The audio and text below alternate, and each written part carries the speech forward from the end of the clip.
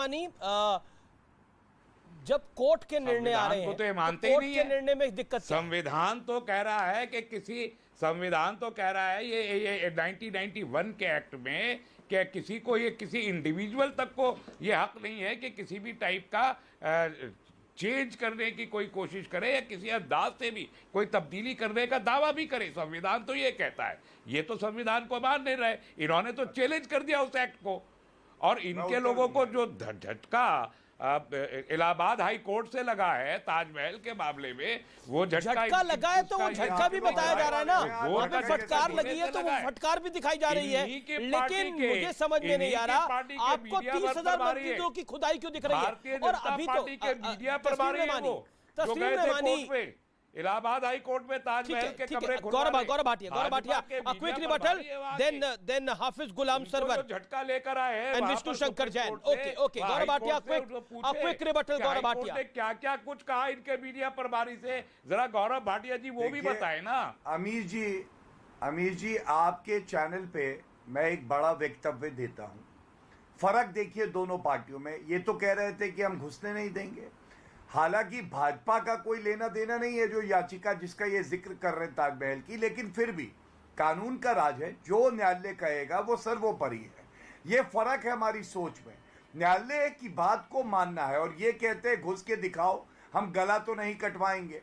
और यहां तक कहते हैं अगर अमीर जी 30 सेकेंड्स दें, आज का फैसला, आज मजिस्ट्रेट कहता है डर इतना है कि मेरे परिवार को बराबर मेरी तथा मुझे अपने परिवार की सुरक्षा की चिंता बनी रहती है। सोचिए ये कौन लोग हैं जो लोकतंत्र में रह के मजिस्ट्रेट को एक खतरा लग रहे हैं। ठीक है ये सब समझ गए हैं। हाफिज गुलाम सरवर और देखिए जब हिजाब पर फैसला आया था तो तब हमने देखा था दो लड़के किस तरह से धमकियां दे रहे थे जजेस के, वो हमने देखा था। मैं सरवर साहब आपका रुख करता हूं। हाफिज गुलाम सरवर साहब देखिए, सबसे पहले अगर वीडियोग्राफी से समस्या है तो समस्या तो दोनों पक्षों को होनी चाहिए। अगर वीडियोग्राफी में तो वही आएगा जो सामने दिखेगा। अगर वहां पर मां श्रृंगार गौरी के अस्तित्व की बात दिखेगी तो वो दिखेगी, अगर नहीं दिखेगी तो नहीं दिखेगी। वो आपको भी पता लगेगा, मुझे भी पता लगेगा, इनको भी पता लगेगा। तो उस वीडियोग्राफी से दिक्कत क्यों है?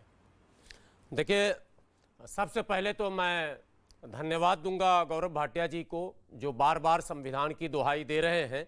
ईश्वर करे कि भारतीय जनता पार्टी के सभी नेता संविधान को सर्वोपरि मानते हुए अपने वक्तव्य भी दिया करें, क्योंकि वक्तव्य देते समय कई सीमाओं और मर्यादाओं को लांघने में बड़े माहिर हैं भाटिया जी।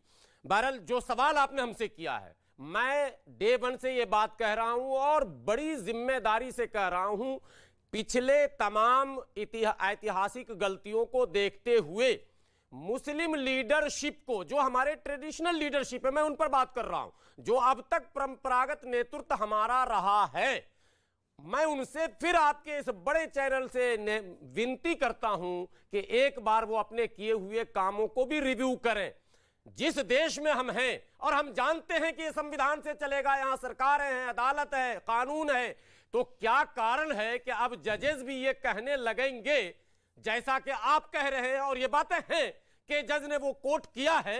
ये दुर्भाग्यपूर्ण है मामला, इस पर हम लोगों को चिंता करने की आवश्यकता है। मैं बताता हूं, अबू आजमी एक नेता है, वरिष्ठ नेता है समाजवादी पार्टी के, उनके चेहरे हैं, वो कहते हैं कि इनके यानी भारतीय जनता पार्टी के मुंह में खून लग गया है।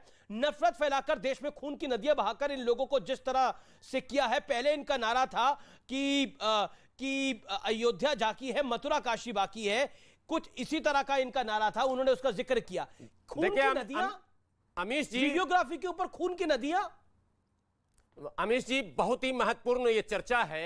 मैं देश के मुसलमानों से, मुस्लिम नौजवानों से, विशेषकर नई पीढ़ियों से कह रहा हूं आपके चैनल से, ये जो धारणाएं बन रही हैं मुसलमानों को लेकर भारत में, ये स्वयं चिंता का विषय बनता जा रहा है। क्यों इस तरह की धारणाएं जो बन रही हैं? अरे यहाँ पर मुसलमानों की नेतागिरी जानने आए क्या? नहीं, सारे मुस्लिम स्कॉलर आप हैं क्या? क्या देश आपका है क्या? नहीं, किस प्रकार की, अरे डर किस बात का भैया? अगर न्यायालय ने आपको आदेश दे दिया तो कोई डर नहीं। मैं यही तो कह रहा हूं, मुझे डर नहीं है। आपको डर के पीछे अरे डर किस बात डर का? ये के बताइए। पीछे कौन डर किस- है? मैं कहता हूँ क्या पता डर के हमारे खिलाफ पीछे जाए। कौन है? क्या पता हमारे खिलाफ जाए। कैसे करोगे? करो क्या ना। बोला, डर के पीछे डर क्यों के है? पीछे। डर किस बात एक का? डर डर के के पीछे।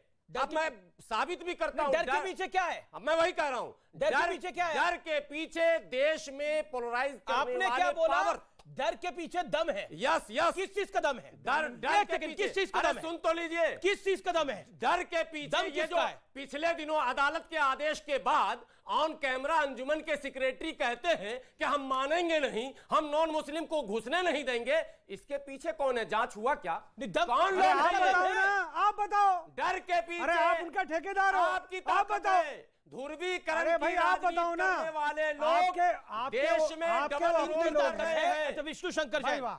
नो वन हेल्थ विष्णु चेत भी शंकर मेरी, जैन, जो पट भी कि मेरी।